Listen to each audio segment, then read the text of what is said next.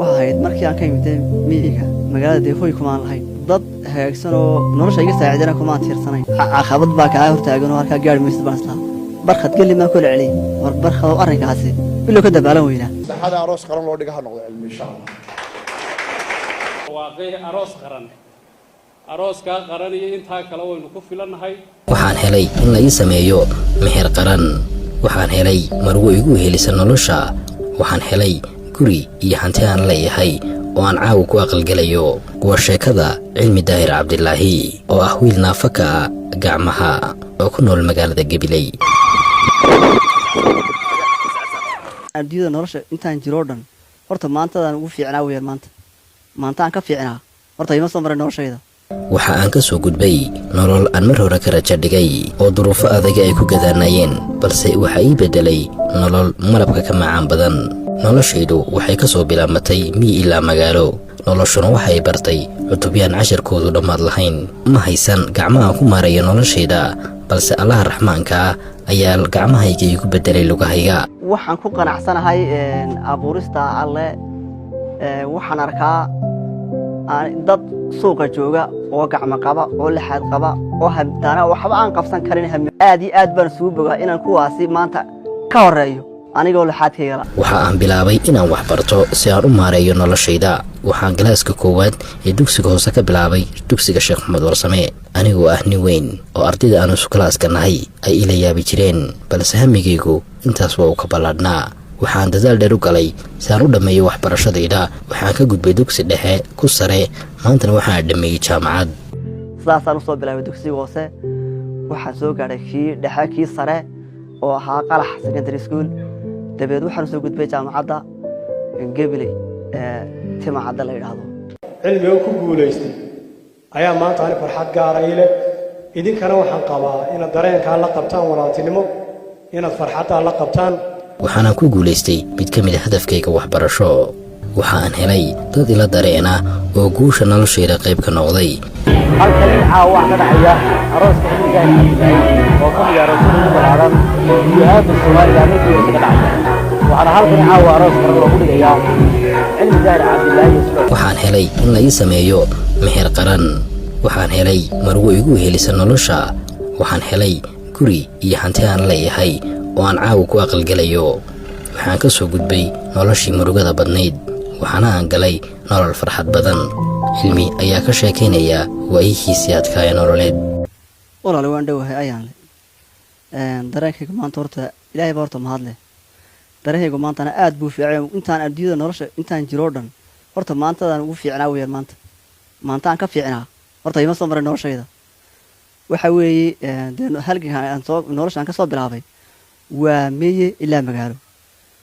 kolka hore miyi baan yaana ku soo barbaaray kadib magaalada soo diga rogtay halgan dheer oo waxbarasho iyo raf baan soo maray badan anigoo single oo kali ah maanta waxaan soo gaaray anigoo ah lamaane oo guri hantiyana ku yeeshay magaalada Gabiley oo caaw koroskadii halka nolosha caynkan horta markii aan horta ka qoosnayn adduunyada rajada aan ku qoosnayn haddana markii iimay muuqane waxa caqabada ay ugu gadaanaayo waxaan tii noloshii kale aan unban horta la halgamaya horta waxa xasuus gaar ah aan igu lahaydee ugu yar baanay waxa ahayd markii aan ka imid miyiga magaalada hoy kuma lahayn dad hagaagsan oo nolosha iga saacidana kuma tiirsanayn nin waxaan la joogay oo walaalnahay oo aad noloshiisu u hooseyso xaafadan yara marka anigoo halgankii ku jira marmar baan is oran jiray igu soo dhici jirtay hormalaha xaggaagii hore ku laabato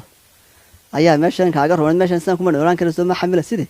malaadoo xaggiisu qariyaa ku roob baan soo jiray markay baasho gara adkaato haddana saan ugu samray halkaas soo gaar insha Allah marwadayda iyo cidii kale ee arrinkayga garab gasho dhamaan u mahadnaqaya horta tan ka koowa riyooga tani baa ka koow kulay inta la nool yahayna ma dhamaato riyo oo imkada kuuleeyda kuwa kala jiray oo aan hiigsanayo farqinayo dhaxaslada waxa uu dhaxaya orta saaxiibkay barxad maalinta fikirka ila wadaagay aanu bilownay anigoo inuu dhanka fiican yahay garanaya haddana wax kale ay u gadaanaayo waxaan lahaa halkaa caqabad baa kaa hortaagan oo halkaa gaari maysid baan islahaa barkhad geli maa kula celiyey war barkhad oo arrinkaasi bilow ka dabaalan weynaa ما إلهي بقى نوثق ريو إلهي بقى أمورته إنه كده هي بس نادر هذا آخر مركز ده بقى راعي أنتوا قل مركز كده اللي قاعد يجيو يعني هذا الكاس قل كوير مرناي هذا المركز ده بقى راعي barkhad cabdi booq qabanqaabiyaha meherka qaran iyo arooska qaran ee cilmi daahir cabdilaahi ayaan weydiiyey waxyaabaha ku dhaliyey qabanqaabada dhisidda nolosha cilmi iyo wakhtiga uu qaatay reerkaanu dibdhigiisa ayaan loo wada taagnayn iyo bulshada gobolka Gabiley iyo qaranka Jamhuuriyadda Soomaaliland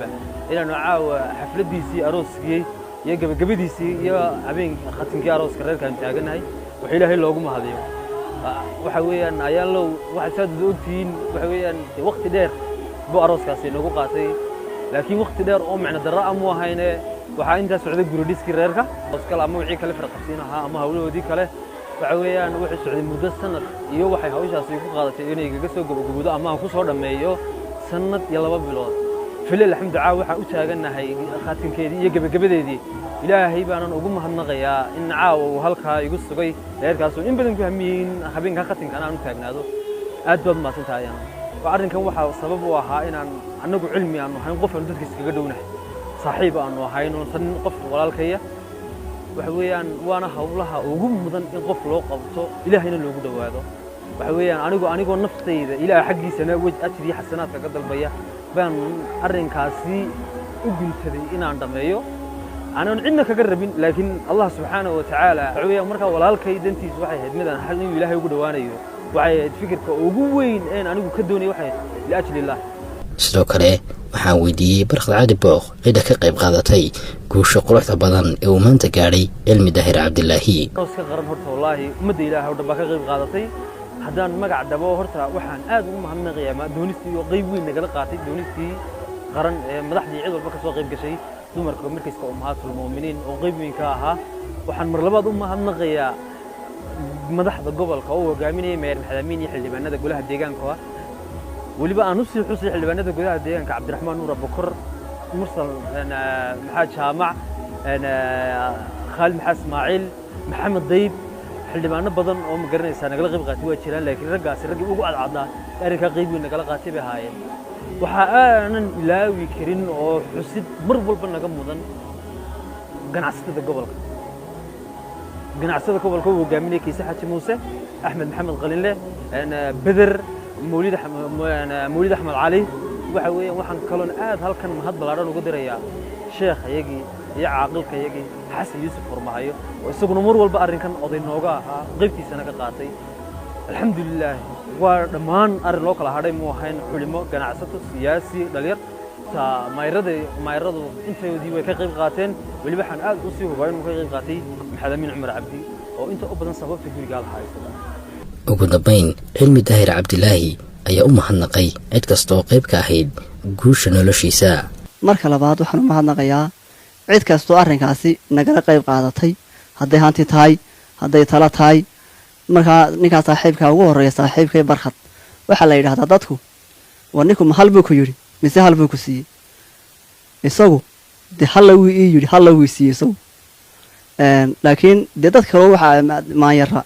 iyo xildhibaana iyo ganacsato dadku way badnaayeen marka nin kasta waanu mahadnaqayaa ilaahayna waxaan uga baryayaa inay aniga sida ii sharfeen ay iyaga joogsadeen ilaahay u sharfo oo jannada uga dhiso guryo waaweyn oo kayga ka fiican waliba